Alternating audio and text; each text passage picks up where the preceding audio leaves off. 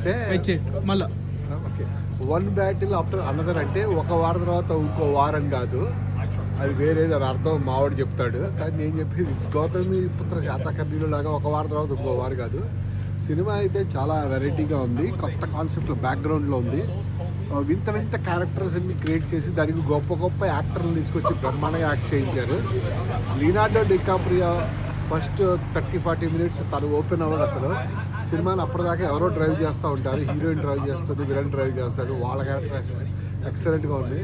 Leonardo DiCaprio ఎప్పుడు open అవుతారంటే second హాఫ్లో ఎప్పుడైతే లియోనార్డో డికాప్రియో క్యారెక్టర్కి డ్రగ్స్ అండ్ మందు ఇచ్చి యాక్ట్ చేయమంటారో అప్పటి నుంచి అతను ఓపెన్ అయిపోయాడు. సినిమా అంతా అక్కడి నుంచి చాలా ఎంటర్టైనింగ్గా ఉంటుంది. ఒకటే చెప్పాలి ఏంటంటే, ఏ కాన్సెప్ట్ అయినా తీసుకోండి, నువ్వు ఎలాగ కామెడీ అండ్ డ్రామా బ్యాలెన్స్ చేయొచ్చో ఈ సినిమా చూసి తెలుసుకోవాలి ఎవడైనా సరే. ఎందుకంటే మన వాళ్ళు ఎప్పుడైనా ఒక సీరియస్ స్టోరీ వెళ్ళిపోతే ఆ సీరియస్ స్టోరీ మీద లాగా తీసుకుంటూ వెళ్ళిపోతారు. ఫర్ ఎగ్జాంపుల్ ఆ మధ్య ఏదో వచ్చింది, కింగ్డమ్ అని ఒక సినిమా వచ్చింది, దేవరా అని ఒక సినిమా వచ్చింది. ఈ రెండు సినిమాలు జనానికి నచ్చలా.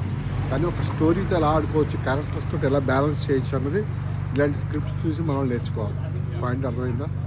ఇప్పుడు మావాడు మాట్లాడతాడు, నేను తీస్తా. సో మూవీ చూసేసి వచ్చాము. నాకు చాలా నచ్చింది. పాల్ థామస్ ఆండర్సన్ అనేవాడు చాలా చాలా వెరైటీ మూవీస్ తీస్తాడు. సో ఇనిషియలీ అనుకున్నా కొంచెం మెయిన్ స్ట్రీమ్ కమర్షియల్ కాకుండా కొంచెం ఆర్ట్ హౌస్ లాగా ఉంటుంది మూవీ అనుకున్నా.